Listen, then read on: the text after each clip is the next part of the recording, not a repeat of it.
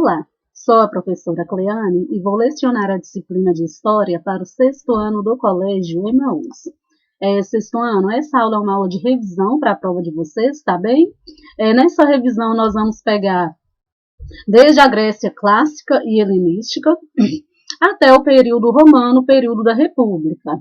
Para a gente relembrar este período da história grega antiga, nós temos que lembrar do período arcaico, né, gente? Que é um período em que a Grécia ela vai estar passando por uma expansão de suas cidades-estado.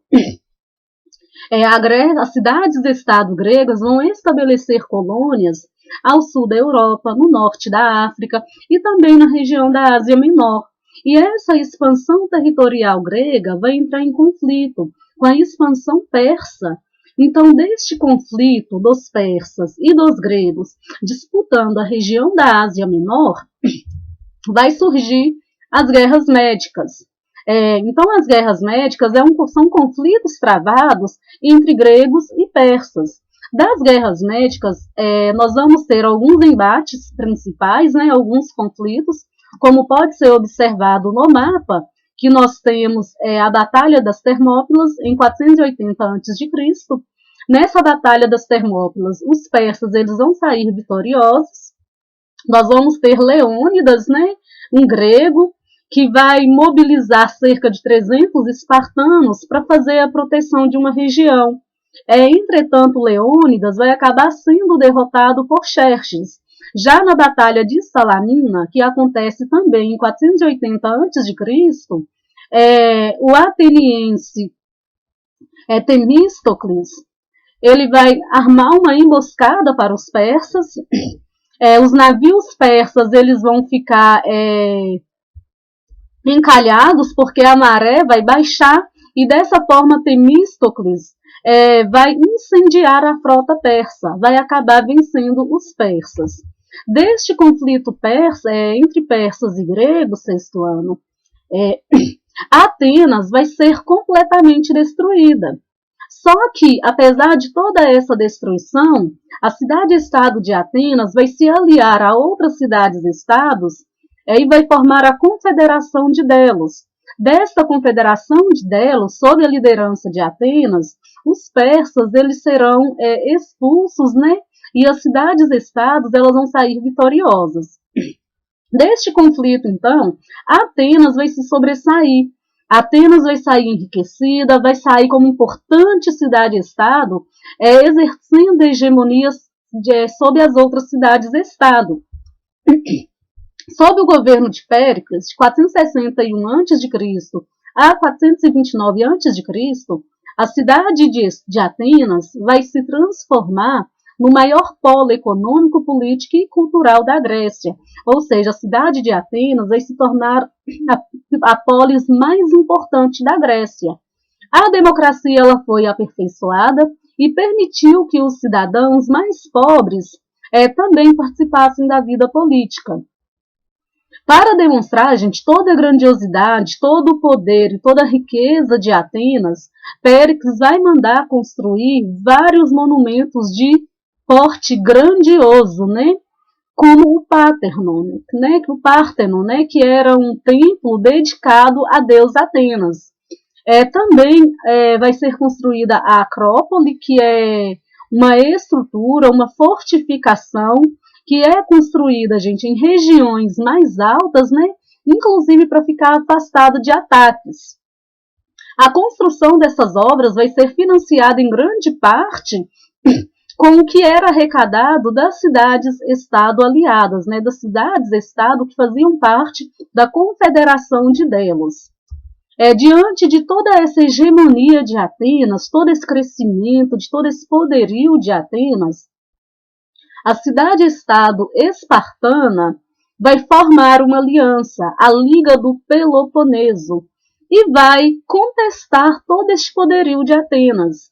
Essa contestação vai levar ao conflito chamado de Guerras do Peloponeso. Das Guerras do Peloponeso, Atenas vai sair enfraquecida, ela vai se render em 404 a.C. Inclusive, gente, quando Atenas se rende a Esparta, Até o modelo político, a forma de governo também muda. Deixa de ser uma democracia e passa a ser governada por aristocratas, né, que é uma pequena população que comanda a cidade. Dos conflitos da Guerra do Peloponeso, nós vamos ver que todas as cidades-estados elas vão sair enfraquecidas. Por quê? Quando Esparta sobressai em relação a Atenas, logo em seguida, o poderio de Esparta vai ser contestado pelas outras cidades gregas.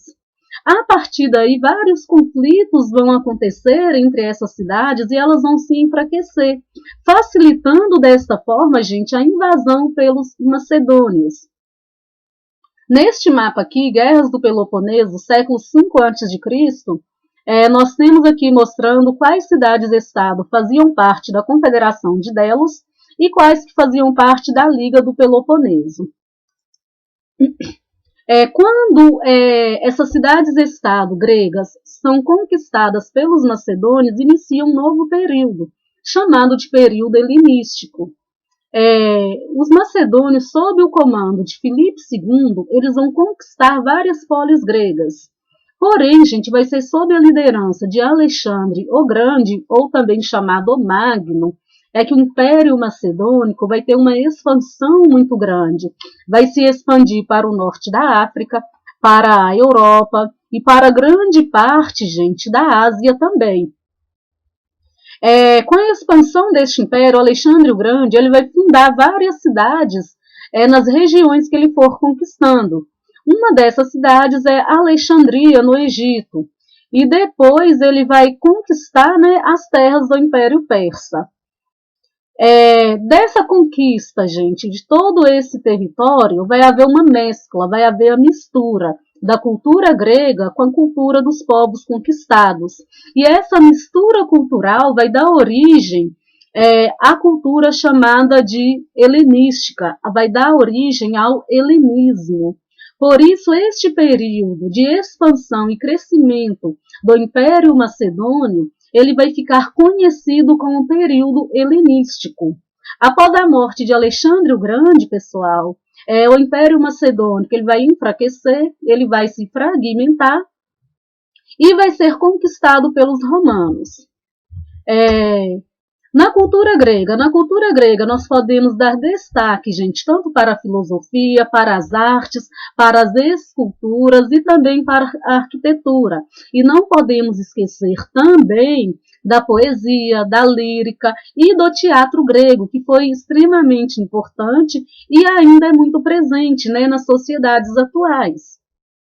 Os gregos eles desenvolveram conhecimentos filosóficos e artísticos próprios, porque, apesar deles terem sofrido a influência de diversos outros povos, eles vão desenvolver uma cultura própria.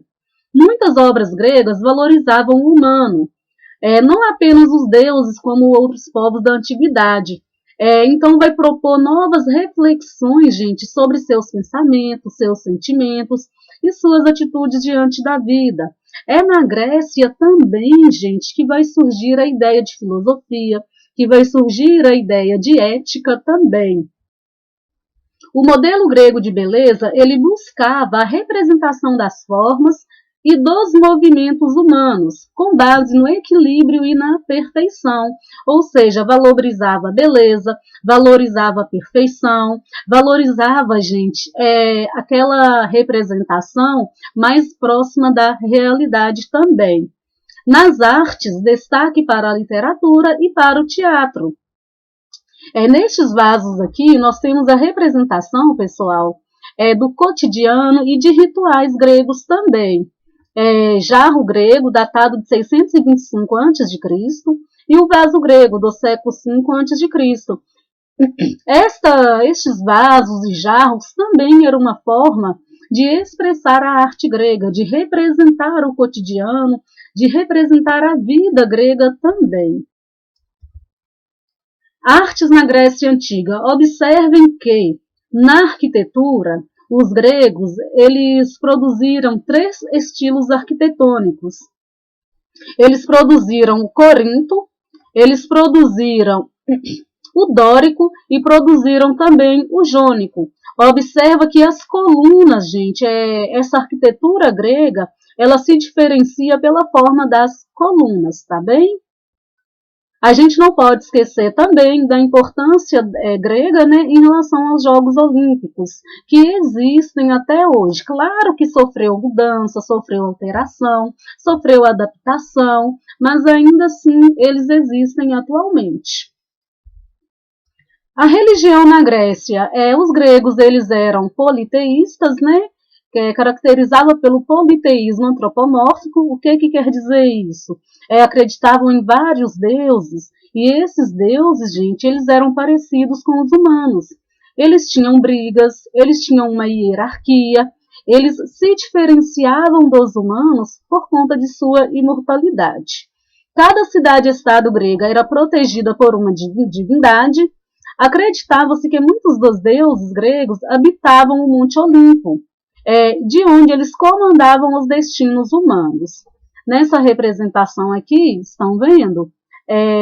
Representação de Olimpa, o mais importante santuário grego ao deus Zeus. A origem da civilização romana. Observem este mapa. Este mapa nós temos o domínio etrusco, nós temos o território cartaginês, o domínio grego e os povos italiotas. Segundo fatos históricos, pessoal, povos indo-europeus chegaram à Península Itálica durante o segundo milênio antes de Cristo. Só que muitos séculos mais tarde, muito tempo depois, um conjunto de 7 aldeias de pastores vão dar origem à cidade de Roma. Esse é um relato histórico, gente, porque tem a formação mítica de Roma, né, a história contada pela mitologia romana, de Remo e Rômulo, né, que eram 2 irmãos que foram abandonados no Tigre pelo tio, aí que eles foram amamentados por uma loba, e depois eles cresceram e retornaram para a cidade, depuseram o tio, e assim fundaram a cidade de Roma. Por volta do século 8 a.C., Roma tornou-se um importante povoado da região, funcionando como centro de defesa contra os frequentes ataques de povos vizinhos.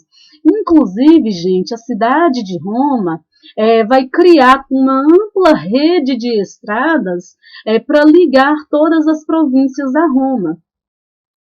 E essa ampla rede de estradas, né, vai configurar também neste crescimento da cidade de Roma, na influência que a cidade de Roma vai exercer nas demais regiões.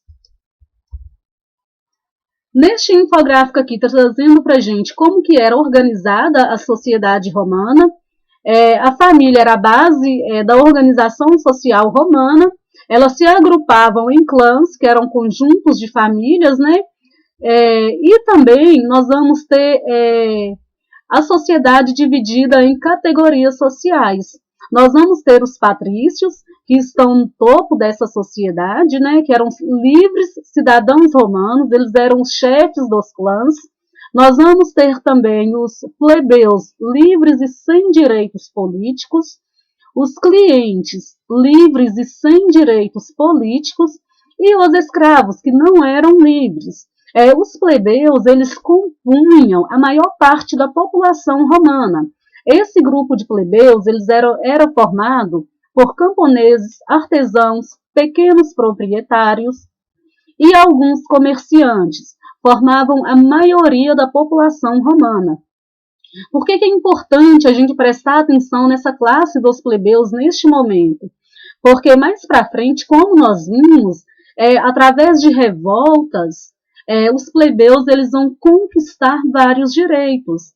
Durante a República Romana, os plebeus insatisfeitos com a situação, com a não participação na vida política de Roma, eles vão se revoltar e vão fazer uma série de exigências. E essas exigências, grande parte delas, vão ser acatadas pelos patrícios.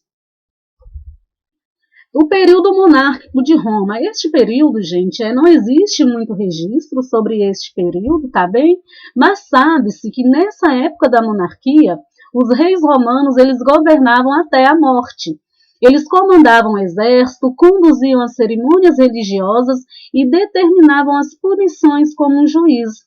Porém, o poder desses monarcas era controlado pelo Conselho dos Anciãos, ou pelo Senado. Esse órgão era formado pelos patrícios, né?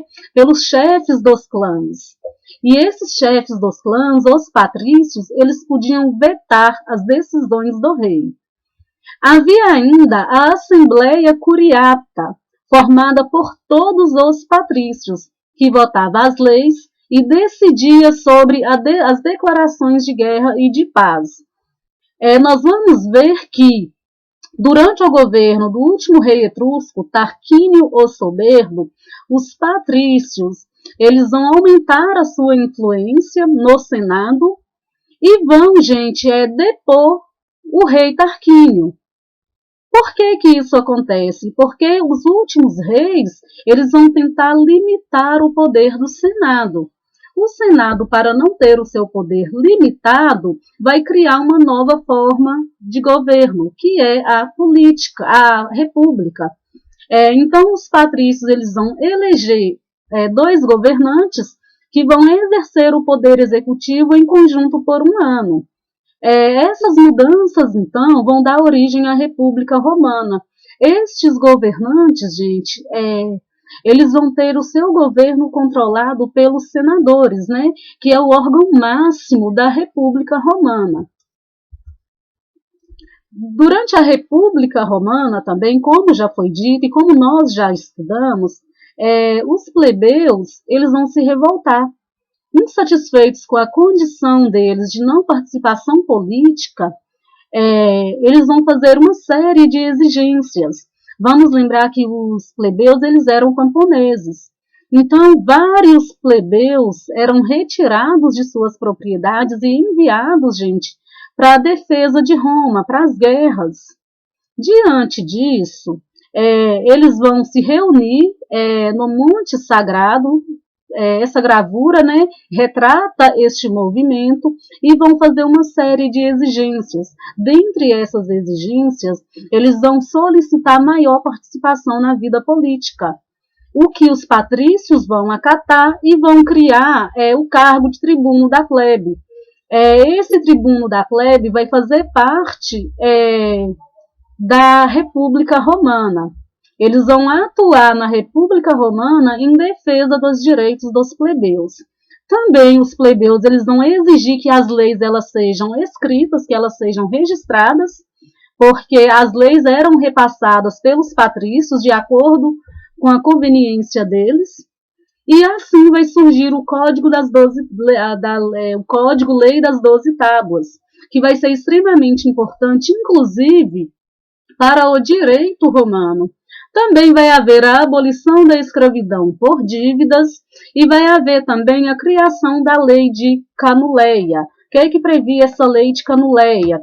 Que os plebeus podiam se casar com os patrícios, porque antes não era permitido. Tá bem? Bom, sexto ano, eu vou ficar por aqui então na nossa revisão, tá bem? Tem atividades para fazer. Copiem as perguntas no caderno e façam com muita atenção. Lembrem-se que ao fazer as atividades de revisão, gente, vocês já estão estudando para a prova, tá? Bons estudos para vocês, até a próxima aula e lembrem-se, juntos no caminho certo.